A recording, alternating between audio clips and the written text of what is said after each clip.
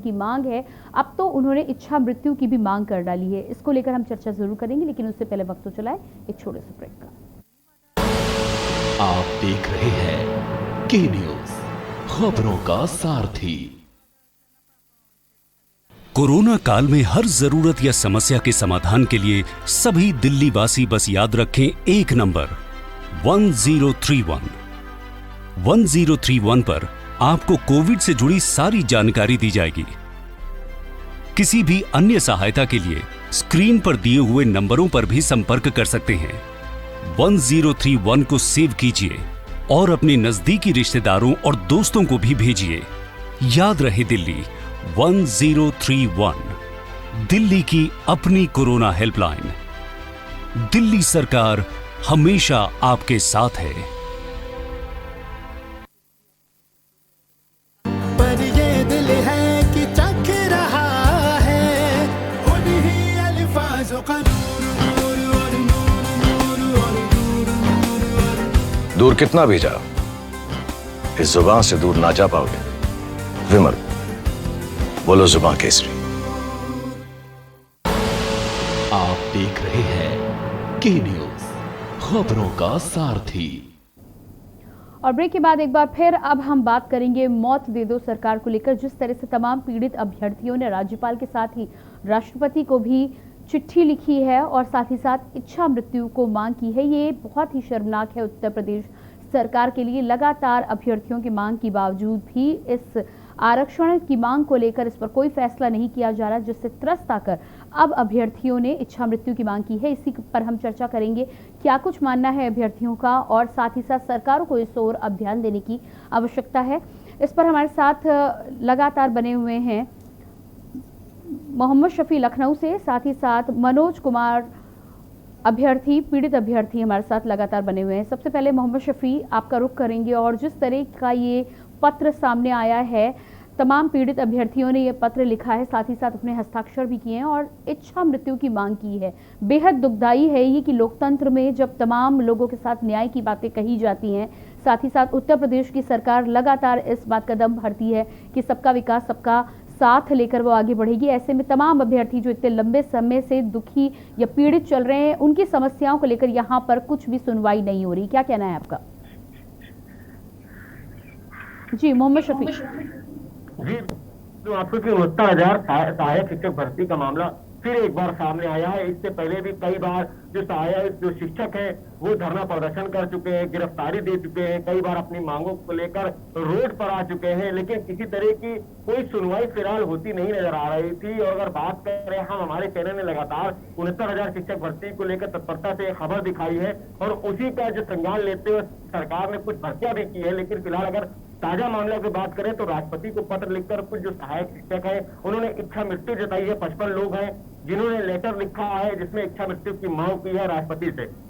जिस तरीके से बात आ रही है घोटाले को लेकर, जिस तरह आरक्षण के घोटाले को लेकर, तो कहीं ना कहीं जो पिछड़ा वर्ग की रिपोर्ट आई थी उसके हिसाब से मुख्यमंत्री, बेसिक शिक्षा मंत्री और शिक्षा विभाग कोई भी संज्ञान नहीं ले रहा है, क्योंकि 29 अप्रैल को एक लेटर भेजा गया था जिसमें घोटाले की रिपोर्ट गई थी और उसके बाद भी ना ही कोई सरकार, ना ही कोई अधिकारी इस पर संज्ञान ले रहा है।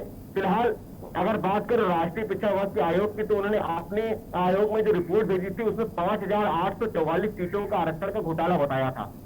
ओबीसी 27% और एससी 21%। लगातार घोटाले की बात इससे पहले भी आ रही थी, अब तो रिपोर्ट भी आ गई है। अगर बात करें हम जी मोहम्मद शफी, बिल्कुल आपके पास आएंगे। हमारे साथ पीड़ित अभ्यर्थी मनोज कुमार भी लगातार जुड़े हुए, उनसे जान लेते हैं कि क्या समस्याएं हैं और इतनी बड़ी समस्या के साथ ही साथ क्यों इन्होंने इच्छा मृत्यु की मांग की है। जी मनोज, सबसे पहले तो कार्यक्रम में आपका बहुत बहुत स्वागत है और इसके साथ ही साथ ये जो इच्छा मृत्यु की मांग तमाम अभ्यर्थियों ने राज्यपाल के साथ ही राष्ट्रपति से की है, इसको लेकर क्या कहना है आपका? किस हद तक यहाँ पर आप लोगों ने इंतजार किया है जिसके बाद ये कदम उठाना पड़ा? मैम, सर्वप्रथम मैं के न्यूज चैनल का धन्यवाद प्रेषित करता हूँ कि आपने अपने प्लेटफॉर्म के माध्यम से हमारी आवाज उठाने के लिए उचित संज्ञान लिया है। मैडम, आपको मैं बताना चाहता हूँ, के न्यूज चैनल के माध्यम से सभी लोगों को बताना चाहता हूँ कि पिछले एक वर्ष पूर्व 1 जून 2020 को शिक्षक भर्ती 69,000 शिक्षक भर्ती की चयन सूची जारी हुई। उस चयन सूची में इन लोगों ने कैटेगरी बिल्कुल छिपा करके रखी और ना ही उसमें जो कट ऑफ है कट ऑफ का उल्लेख किया। हम लोगों ने उसकी इन्वेस्टिगेशन अपने आधार पे की तो पाया कि 67-11 जो यूआर का कट ऑफ गया था और ओबीसी का कट ऑफ 66.73 गया था, उसके बीच में 18,598 कैंडिडेट्स होने चाहिए थे 69,000 के 27% के हिसाब से। लेकिन जब उन्हें हम लोगों ने काउंट किया, उनका डाटा फाइंड आउट करके काउंट किया तो वे केवल 3664 थे। और इसी संबंध में हम राष्ट्रीय पिछड़ा वर्ग आयोग भारत सरकार की शरण में शिकायतकर्ता पहुंच के, जो एक न्यायिक संस्था है और संवैधानिक संस्था भी है, उस न्यायिक संस्था, उस संवैधानिक संस्था ने कई बार बेसिक शिक्षा विभाग के अधिकारियों को तलब करके इस पर जो है सुनवाई की और कई बार बेसिक शिक्षा विभाग के जिला अधिकारी जितने भी बीएसए महोदय, 75 बीएसए महोदय को अपने यहाँ बुला करके इन्वेस्टिगेशन की और उस इन्वेस्टिगेशन के आधार पर उन्होंने 29 अप्रैल 2021 को अपनी रिपोर्ट सौंप दी, जिसमें उन्होंने पाया कि 5,848 सीटें अनारक्षित वर्ग को दे दी गई हैं। ये हम लोगों के साथ, अन्य पिछड़ा वर्ग के अभ्यर्थियों के साथ, ओबीसी अभ्यर्थियों के साथ एक तरीके से अन्याय है। और सबसे बड़ी बात यह है कि न्यायिक संस्था, संवैधानिक संस्था के विषय में बेसिक शिक्षा विभाग कोई भी उचित संज्ञान नहीं ले रहा है, बेसिक शिक्षा मंत्री कोई उचित संज्ञान नहीं ले रहे हैं। ये कैसी सरकार चल रही है? जो लोकतंत्र की हम बात करते हैं, लोकतंत्र में न्यायिक संस्थाओं की इज्जत की जाती है और न्यायिक संस्थाओं के हर एक आदेश का पालन किया जाता है, लेकिन यहाँ पर 1.5 महीना बीतने के बावजूद भी उस पर कोई भी उचित संज्ञान नहीं लिया जा रहा है। जी बिल्कुल। इसके अलावा मनोज, लगातार अब जो इन तमाम अभ्यर्थियों ने इच्छा मृत्यु की मांग की है, इसमें कितने अभ्यर्थी और हैं और कितने अभ्यर्थी इन तमाम अभ्यर्थियों के साथ हैं जिन्होंने मांग की है? साथ ही साथ कितने दिनों का समय अब आपने सरकार को दिया है कि इस मामले को सुधारा जाए और कहीं ना कहीं तमाम जो पीड़ित शिक्षक अभ्यर्थी हैं उनको लेकर, उनकी समस्या को लेकर संज्ञान लिया जाए? देखिए, राष्ट्रीय पिछड़ा वर्ग आयोग ने 15 दिन का समय दिया था 29 अप्रैल 2021 के बाद कि अगर बेसिक शिक्षा विभाग को इस रिपोर्ट में कोई भी आपत्ति है तो वो आकर के अपना पक्ष रख सकती है। लेकिन लगभग 1.5 महीना हो गया, उसके बाद भी कोई संज्ञान नहीं लिया जा रहा, जिस पर हम लगभग 55 अभ्यर्थियों ने राष्ट्रपति महोदय एवं राज्यपाल महोदय जी को ये एप्लीकेशन लिखी है कि या तो हमें न्याय दे दिया जाए, अन्यथा हमें इच्छा मृत्यु प्रदान कर दी जाए। हम कैसे लोकतंत्रात्मक शासन के अंतर्गत जी रहे हैं? लोकतंत्र में क्यों न्यायिक संस्थाओं की वैल्यू खत्म की जा रही है? क्यों संवैधानिक संस्थाओं की वैल्यू खत्म की जा रही है? और मैं इतना बताना चाहता हूं कि अगर इस पर भी कोई रिजल्ट नहीं आता है तो हम जितने भी अन्य पिछड़ा वर्ग और एसटी के अभ्यर्थी हैं, जिसमें प्रजापति, पाल, कश्यप, कुर्मी, गंगवार, ये सभी लोग आते हैं, मौर्य वगैरह सभी लोग आते हैं, हम एक विशेष आंदोलन को मजबूर होंगे और लखनऊ की धरती पर पुनः पिछली बार दिसंबर की तरह आंदोलन करने को मजबूर होंगे।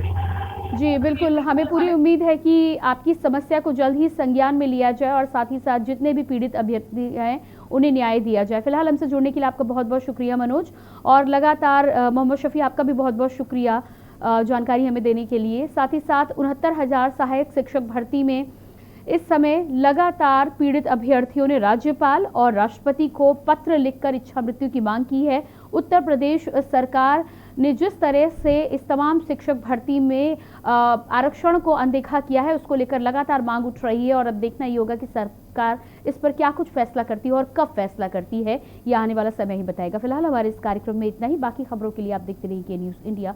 नमस्कार।